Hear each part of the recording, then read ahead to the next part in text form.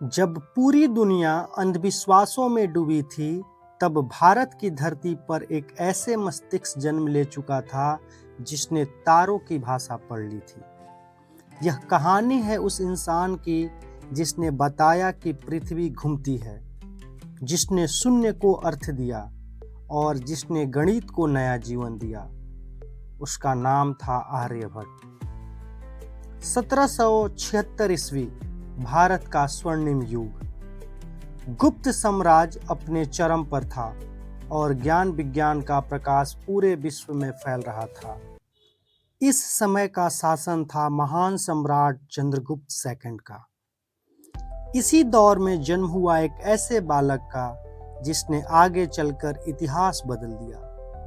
कहा जाता है कि आर्यभट्ट का जन्म वर्तमान बिहार कुसुमपुरा जो कि पटना के आसपास हुआ था। आर्यभट्ट बचपन से ही जिज्ञासु थे। वे सिर्फ सवाल नहीं पूछते थे, वे जवाब खोजते थे। उन्होंने शिक्षा प्राप्त की विश्व के सबसे प्राचीन विश्वविद्यालय में से एक नालंदा यूनिवर्सिटी से। यहीं से उन्होंने गणित और खगोल विज्ञान में महारत हासिल की। 23 वर्ष की उम्र में आर्यभट्ट ने एक ऐसे ग्रंथ लिखा जिसने विज्ञान की दिशा बदल दी। इस ग्रंथ में उन्होंने गणित, बीजगणित और खगोल विज्ञान के अद्भुत सिद्धांत बताए। आज हम शून्य के बिना कुछ सोच भी नहीं सकते, लेकिन सोचिए, एक समय ऐसा भी था जब कुछ नहीं को भी गिनने का तरीका नहीं था।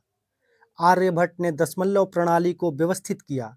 यह वही प्रणाली है जिसे आज पूरी दुनिया डेसिमल सिस्टम के नाम से जानती है। जब दुनिया मानती थी कि सूरज पृथ्वी के चारों ओर घूमता है, तब आर्यभट्ट ने कहा, नहीं, पृथ्वी अपनी धुरी पे घूमता है। यह विचार उस समय इतना क्रांतिकारी था कि लोगों के लिए इसे स्वीकार करना मुश्किल था। बाद में यही सिद्धांत यूरोप में निकोलस कोपरनिकस ने दोहराया।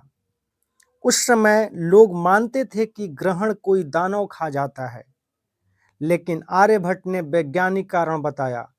उन्होंने समझाया कि चंद्र ग्रहण और सूर्य ग्रहण पृथ्वी और चंद्रमा की छाया के कारण होते हैं। आर्यभट्ट ने पाई का मान निकाला, जो आज के आधुनिक मान के बेहद करीब है। यह सिद्ध करता है कि उनकी गणना कितनी सटीक थी। आर्यभट्ट के ज्ञान ने केवल भारत ही नहीं, पूरी दुनिया को प्रभावित किया। उनके सिद्धांत अरब देशों में पहुंचे, फिर वहां से यूरोप, और आज आधुनिक विज्ञान की नींव में कहीं न कहीं आर्यभट्ट की सोच शामिल है। भारत ने अपने इस महान वैज्ञानिक को कभी नहीं भुलाया। भारत का पहला उपग्रह भी उनके नाम पर ही रखा गया, जो कि आर्यभट्ट सैटेलाइट।